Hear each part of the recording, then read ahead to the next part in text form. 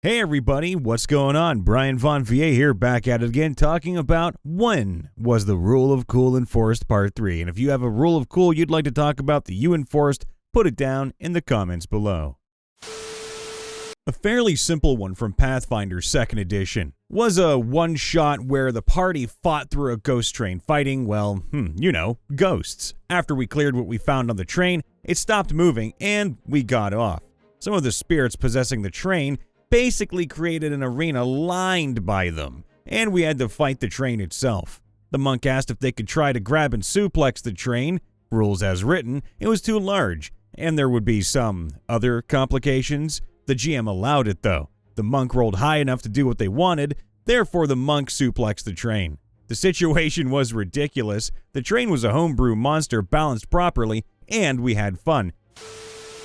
Before we continue with the video, let's talk about the Eternium. These fantasy playing cards are a clash of titanic elements such as sea monsters combined with the beauty and power of fire, or the horrors of the undead fused with medieval punk styles. These playing cards are printed on a high-quality 310-gram blackcore paper with artwork done by the amazing Eddie Whipple. You have 3 mystical decks to choose from: the Dawn, the Dusk, and dead center a fusion called the Twilight.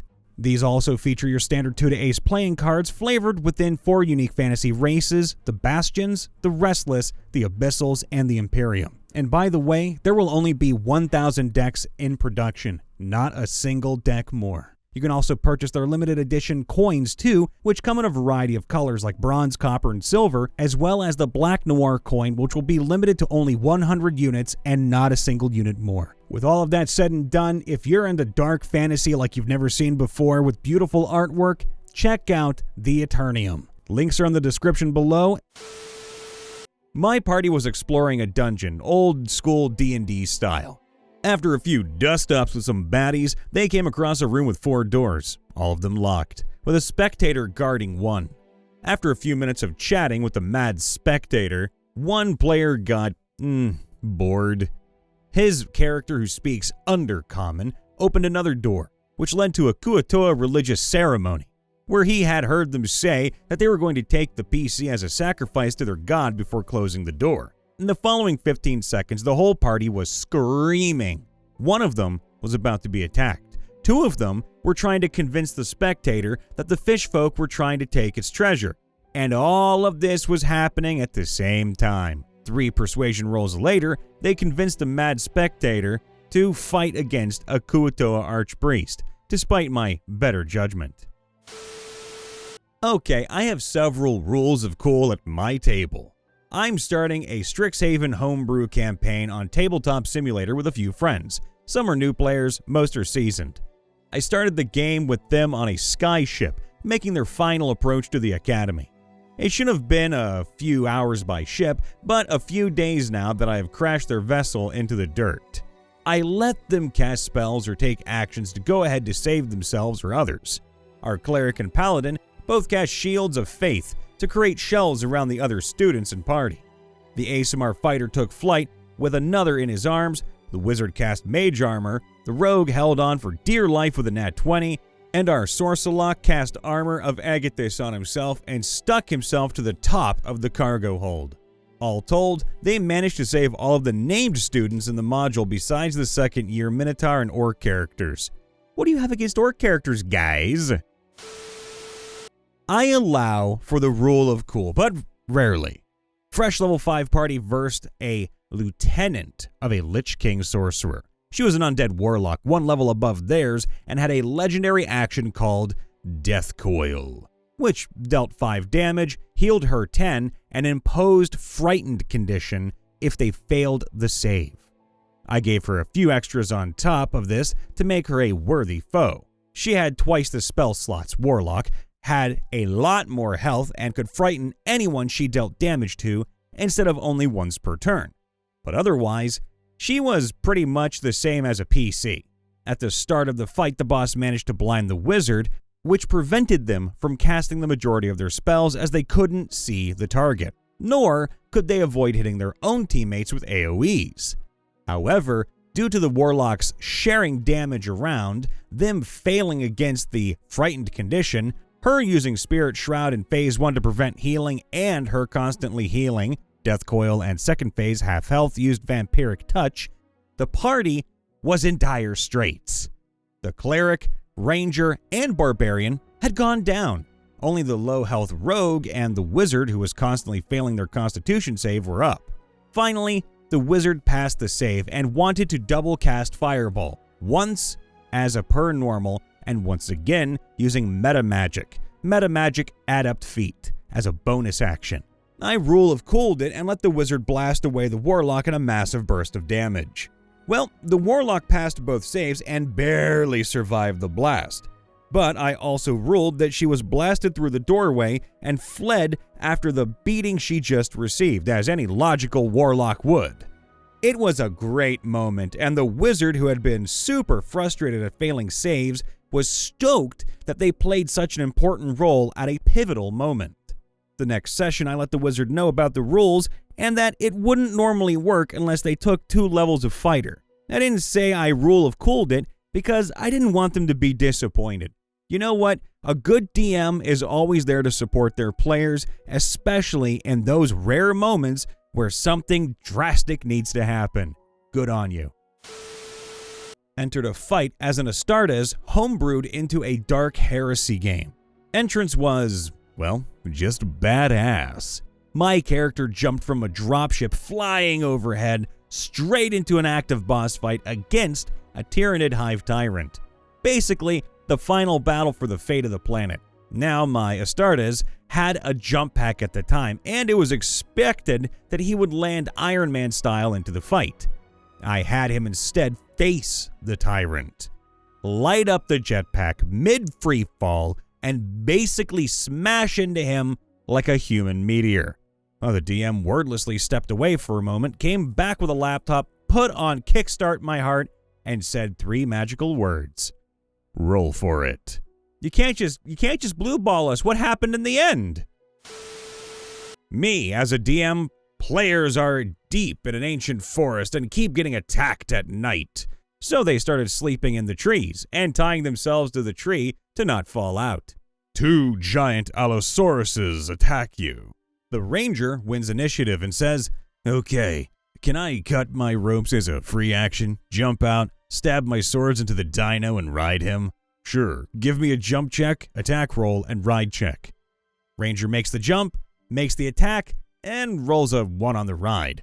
So, I roll that he jumps, attacks, but can't hold on and falls, which gives the dino an attack of opportunity. Between the dinosaur and the fall damage, he ends up at 1 HP. First action of the fight, and everything turns from, "Oh shit, we gotta fight these two. Ah shit, he's gonna die." Ranger's next turn, he looks at his sheet, looks at me, and says, "I cast Charm Animal." Shouldn't have worked because they were threatened, and should have made the save, but it was so dang funny I couldn't help but let him succeed. "I want to charm the dinosaur, yes."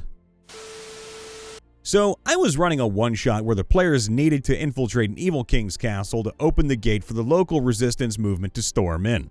Well, the group managed to stealthily get in and sneak around to where they could probably make it to the gatehouse and open it, when the Rogue decided to do something cool and activate the switch with an arrow.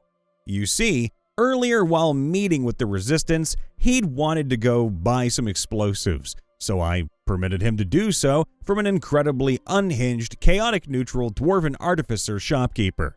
Well, he decided to turn one of those pieces of dynamite to an arrow and use that to shoot the switch. Oh, I allowed this. He hit. And just to cap it off, I had a guard make a perception check to see if he noticed it on top of the dex save to avoid damage. He succeeded in the first one, but failed the second one. The end result was the gatehouse exploding, allowing the resistance to storm in, as the hapless guard had a perfect "oh crap" reaction to realizing he was about to explode.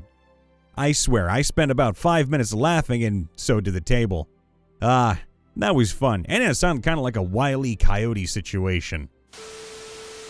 In my historical fiction campaign, one of my friends wanted to play a character who was essentially Aquaman. It fit especially well since the party was about to make a weeks-long journey south around western Spain via a ghost ship the party, acquired.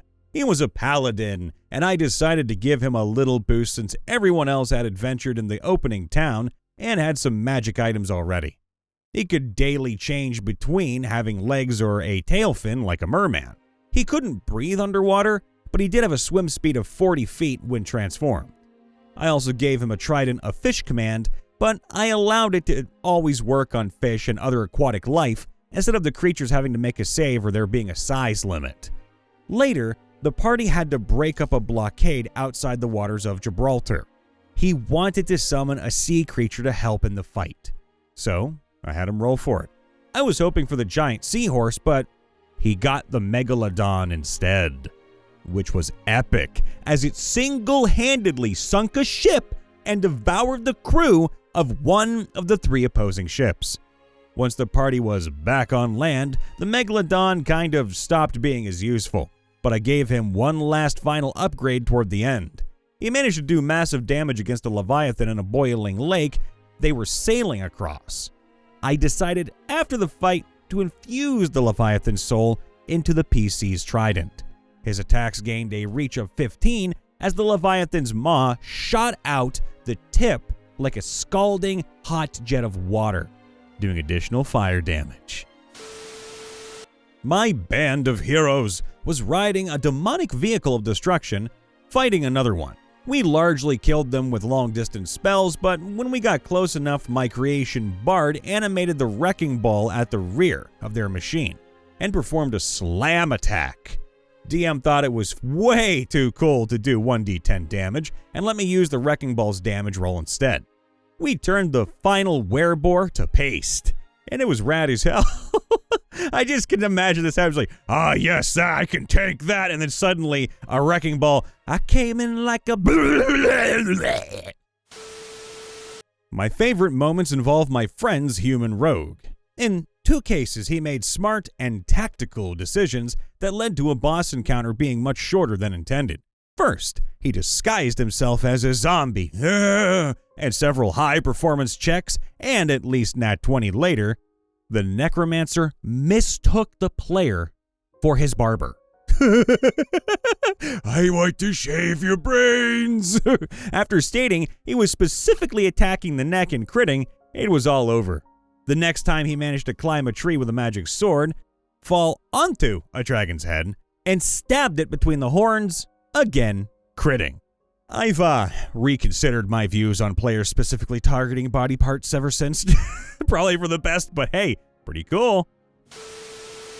I have a winged tiefling arcane archer buffed a bit to match up with the rest of the party's damage output. The party wasn't a deadly encounter, and while a few of us had fallen unconscious ourselves, we'd managed to kill off all of the enemies. Except for one guy. He was running super far away into the forest nearby. I flew my tiefling up, and with the rain partially blocking my sight, shot a seeking arrow at the enemy. Hits.